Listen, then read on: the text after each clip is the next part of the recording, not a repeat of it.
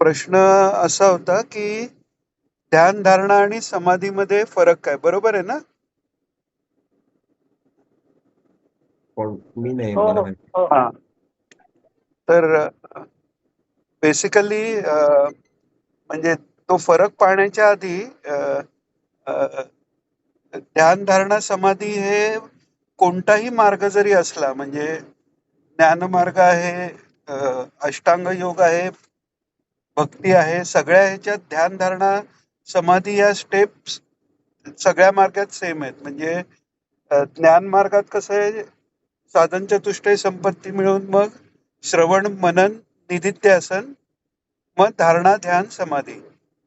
अष्टांग योगात आसन प्राणायाम प्रत्याहार धारणा ध्यान समाधी. तर इवन प्रत्याहार आणि निधिध्यासन याच्यात पण साम्य आहे. प्रत्याहार म्हणजे सगळी इंद्रिय मन हे विषयांपासून बाहेरच्या जगापासून ओढून घेणं आणि ते ईश्वराकडे लावणं. निधिध्यास पण तोच आहे. आणि त्याच्यानंतर धारणा म्हणजे एकदेशीय वृत्तीला धारणा म्हणतात. म्हणजे एकाच गोष्टीबद्दलचा जो विचार, एकाच गोष्टीला कडे इंद्रिय लावणं, ही झाली धारणा. म्हणजे निधिध्यासन म्हणजे बाकी सगळ्या गोष्टींकडनं मन बाजूला घेणं, आणि धारणा म्हणजे ते एकाच गोष्टीकडे लागणं, ते अर्थात ईश्वराकडे.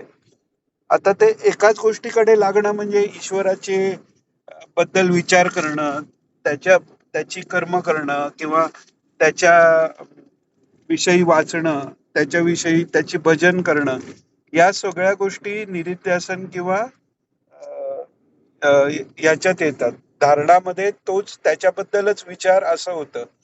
धारणा ध्यानात केव्हा कन्वर्ट होते, जेव्हा त्याच्या संबंधी विचारात पण स्थिरता येत जाऊन फक्त ईश्वर हाच विषय आहे, आणि त्याचं ध्यान म्हणजे त्याच्या स्वरूपाचं ध्यान आणि त्याच्या किंवा त्याच्या नामाचं चिंतन हाच एक विषय झाला की तो झाला ध्यान.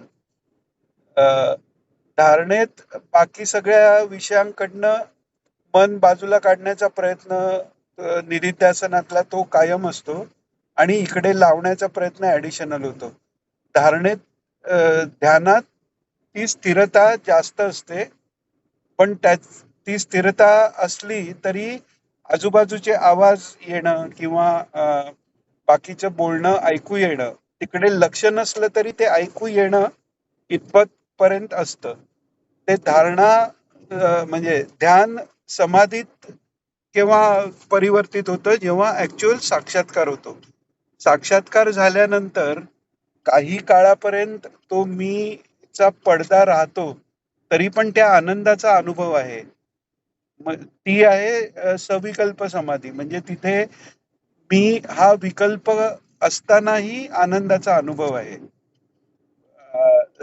भक्तासाठी ते तो विकल्प काय की हा भगवान, त्याचा मला साक्षात्कार होतो आणि मी भक्त. ज्ञानासाठी अहम ब्रह्मास्मी तो पर्यंत पोचला, पण अहम हा तिकडे तरीही बाकी आहे. किंवा ब्रह्मसत्यम जगत मिथ्यामध्ये जग ब्रह्मापेक्षा वेगळा असा जो विकल्प आहे तोही बाकी आहे. आणि त्याच्या वर गेलं की समाधीचा दुसरा भाग म्हणजे निर्विकल्प समाधी. म्हणजे तिकडे पराभक्तीच्या भक्ताला वासुदेव सर्वम हा अवस्था, किंवा जो ज्ञानी आहे तिथे तो मी पण गेला आणि ते सच्चिदानंद राहिलं, ते एकच आहे, ती अवस्था एकच आहे. पण पराभक्त त्याच्याही पुढे जाऊन मग लीला स्वीकारतो आणि त्याचा आनंद घेतो. म्हणजे आता इथे बेसिकली धारणा ध्यान समाधी हे समराईज करायचं झालं तर धारणा म्हणजे ईश्वराच्या प्रती सगळे विचार लागणं, ही धारणा झाली. फक्त ईश्वरच मनात राहणं हे ध्यान झालं, आणि त्याचा परिपाक फल म्हणजे समाधी, म्हणजे त्या सच्चिदानंदाची प्राप्ती होणं, ही समाधी झाली. हेच विचारायचं होतं ना, की अजून काही आहे कीर्ती? ओके, हो हो दिनेश दादा. चालेल. वाचायचं पुढे. मग ते ध्यान हा नुसतं हा मग ते ध्यान हो हो कोणत्या देवतेचं तुम्ही म्हणता का नुसतं शांतपणे बसून राहणं म्हणून म्हणता की जेवढे विचार येतात तेवढे नुसतं त्या विचारांना पाहणं म्हणतात ते कोणत्या प्रकारचं ध्यान म्हणता येईल मग ते? आता आपण जी करतो ती जी साधना आहे ती समर्पणाची साधना आहे. हं, तिकडे अ, अ, म्हणजे जसं भक्तीत सुरुवातीपासून आपण आपला अहंकार सांगून टाकून ईश्वराकडे लागतो, तसं शक्तिपात शक्तिपात साधना जी आहे तो राजयोग आहे. म्हणजे तिकडे सगळ्या योगांचा समन्वय आहे. म्हणजे अ, भक्तीतलं ते सरेंडर आहे ते पण त्यात आहे. तिकडे कुठेही ध्यान करायची ध्यान किंवा म्हणजे हे धारणा, ध्यान, समाधी याच्यातही किंवा त्याच्या आधीच्या स्टेप आहेत. या सगळ्यात प्रयत्न आहेत. ध्यानातही प्रयत्न आहेत. पण शक्तिपात दीक्षेत जो साधना आहे त्याच्यात सगळे प्रयत्न सोडून सरेंडर होऊन नुसतं तटस्थपणे पाहणं आहे. त्यामुळे तिथे हं. ते म्हटलं तर ते अ, अ, काय म्हणतात त्याला, ती ती जी अवस्था ही पर्टिक्युलर एका देवतेचं ध्यानाची किंवा अशी अवस्था नाहीये. तिकडे जे काय होईल ते जे काय करशील ते हं. तू आहे अशी अवस्था आहे. मग तिकडे लागलं तर ध्यान तेही सद्गुरू करून घेतात. कोणाची निर्गुणाची हे असेल तर नुसता आनंदाचा अनुभव येणं म्हणजे तिकडे प्रयत्न नाही राहत. धारणा आणि हो. ध्यान हे एखाद्या मार्गातल्या प्रयत्नाचा भाग आहे आणि आपल्या मार्गात जो आहे तिकडे प्रयत्न पण नाहीये. तटस्थपणे नुसतं जे होतंय ते अनुभवणं आहे.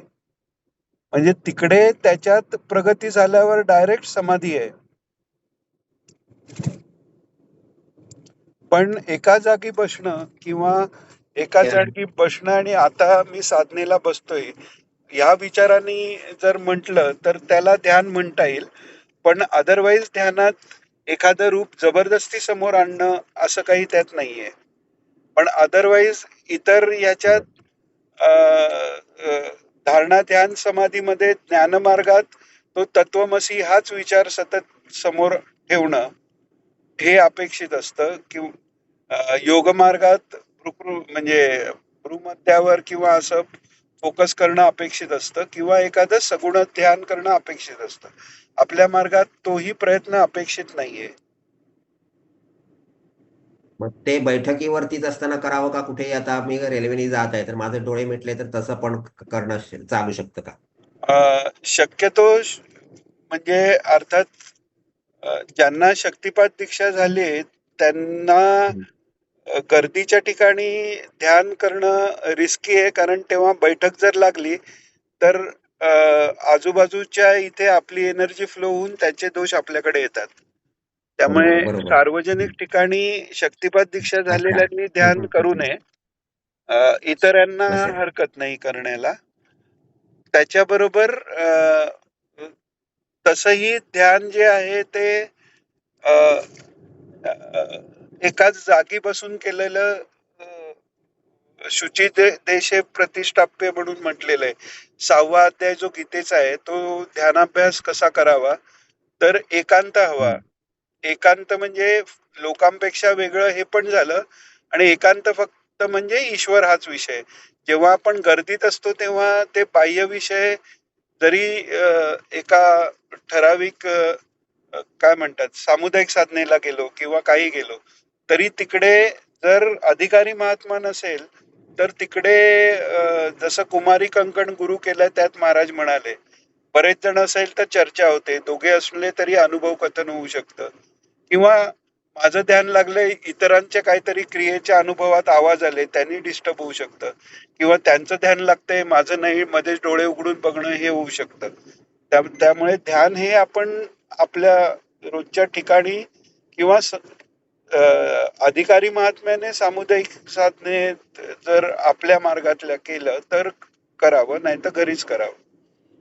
आणि सार्वजनिक ह्याच्यात आहे तर तसं म्हणजे ईश्वराची मूर्ती डोळ्यासमोर आणणं हे तर सतत आपण करू शकतो आणि नामस्मरण हा पण आपण करू शकतो, पण ते डोळे मिटून करताना बैठक लागली तर तो अ, दीक्षा झालेल्यांना ते म्हणजे नुकसानीचं ठरू शकतं एवढंच. त्यामुळे नामस्मरण करणं ओके हे बरोबर. जास्त चांगलं गर्दीच्या ठिकाणी. दुसऱ्याचा आपल्याला स्पर्श असेल तेव्हा, तो स्पर्श नसेल तेव्हा हो सगुण ध्यानाला हरकत नाही, आणि पूर्ण एकांत असेल तेव्हा बैठकीला हरकत नाही. हम्म, बरोबर आहे. ठीक आहे.